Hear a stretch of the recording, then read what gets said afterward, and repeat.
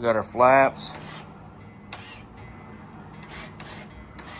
That's more like a speed brake, but this thing don't slow down. So good day, everybody. Welcome back to the channel. My name is Aaron. This is from the Ground Up RC. Today we're going to go ahead and get these control surfaces rehinged and reinstall our servos. If you haven't been here before, hit the subscribe button, smash the bell icon, get notified every time we post a new video, which should be every Wednesday unless I got upload problems. So let's get going.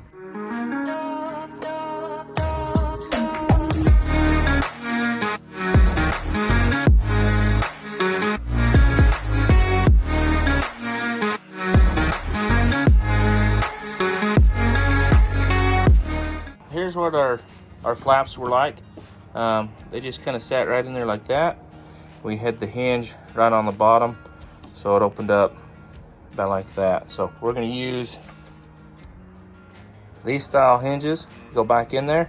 Only issue is they're a little bit long, so we'll have to just cut that off a little bit and then epoxy glue those in.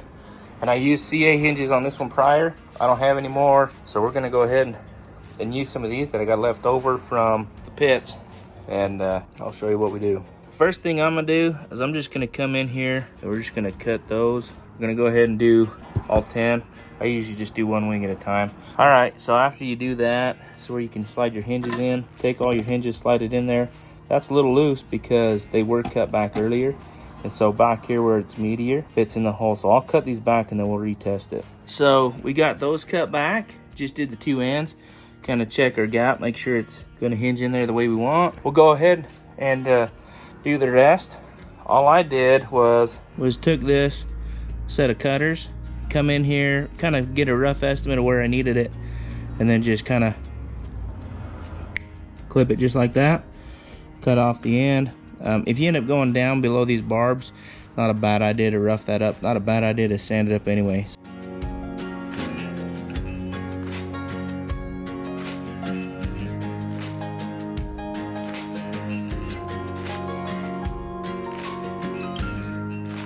So we got them all cut, nothing poking up out the top. So make sure it operates smooth. Then we'll pull them back out. We'll kind of rough them up, make some epoxy, and then we'll just kind of push them back in there. I usually put them all in the wing side first, and then I can take the flap and kind of line them all up and put them in that way. So we'll show you that. All right, I think I covered this before. I usually just mix up my epoxy on a sheet of wax paper. I just kind of put 2 equal sized drops right there. And then for hinges, I just use a little stick like this, at least for the pin style. And I'll just mix that up once I kind of get it the way I want. And I'll come over here and I'll kind of dab it in there. Kind of get that hole filled up with epoxy. And then I'll take my hinge, come over here, and just slip her in there.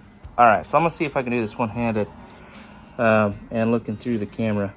So typically you'll get started getting one hinge in the hole, come over here, see if you can't get that next one. You'll just kind of work your way down, but turns out I'm gonna need 2 hands. All right, so that really only took me like a couple seconds afterwards. Make sure it operates smoothly. So kind of let that set for a second. I'll show you what we got to do to get going on the aileron. We'll do 3 hinges here. I kind of lay out the hinges kind of where I want them. So then I'll come in here with a pen and I'll just kind of mark the center on that trailing edge, and then do it up here on the leading edge of the aileron. So the next step, I'll come in here with this thing. It helps you get it nice and centered. It just kind of sits like that and then comes in sideways. And I'll have to use 2 hands, so I'll show you on the time lapse. You get this piece like this, and they say these will fit in a X-Acto blade handle, but you'll just kind of come in here and push that in, kind of work it in there. And then there's a hook that goes with these cutter kits.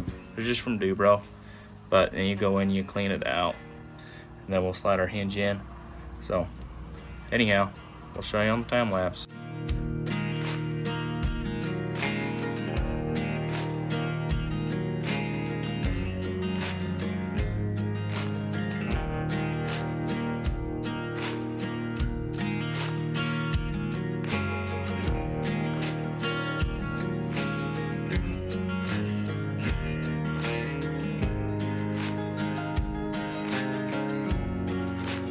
come in, cleaned them all out. Now our hinge should just slip in there nice and easy, just like that. These ones use like a cotter pin style. We'll go ahead and split that apart before we glue these in, so we don't have to worry about it sliding out. This piece won't fit back here and touch the edges with that bevel there. The brilliant side of having this bevel is that shows you right where the center line is. So what I'll do is I'll come in and I'll cut back a section for that hinge to fit kind of on that leading edge. We're all hinged up, got the aileron done. I'll show you epoxying that in, and then I just got to repeat it on the other side. All right, so they're all done. You want free movement, kind of like that.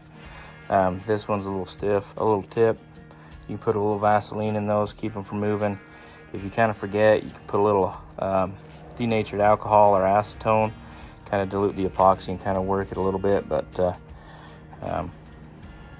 I think that'll be fine. So it's really not too sticky or too stiff, just enough that it won't fall like this one. So anyhow, I'll do the next wing, and then I'll show you a tip if you don't put a string in there or anything to pull your servo wires back through up to that tiny hole. All right, so now let's say you recovered your wing, you reinstalled your control surfaces, and you realized you forgot to put a string in here to pull your servo wire back through. You didn't do the tube trick. You get a little weight.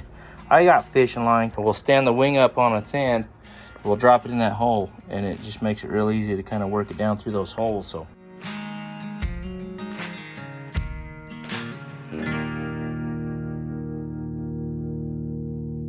I don't know if you can see that, but we got the string running down through, ran it all the way down. There's our weight sitting inside of our servo bay. I just got to grab the weight, pull it out. We use that line and pull the servo lines all the way back up through. Now that we're got our wires pulled through, we go ahead and reinstall our servos. They'll give us 2 grommets. Some of them a little different, some of them just 1 grommet, but they all pretty much have this little metal piece. And you want that flange to go down on the surface that the servo is mounting to.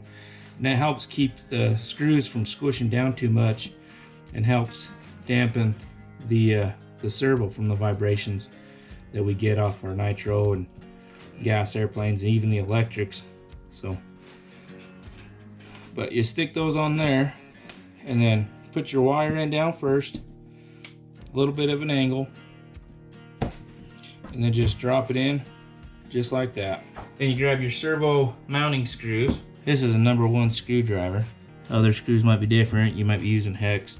What comes with the servo is just something small like this. #1, #2, whatever fits best. And I don't like to tighten up all your screws all at the same time. Get them all a little loose, and then go ahead and snug them up just till that rubber turns a little bit, and then you should be good. There she is, ready to go.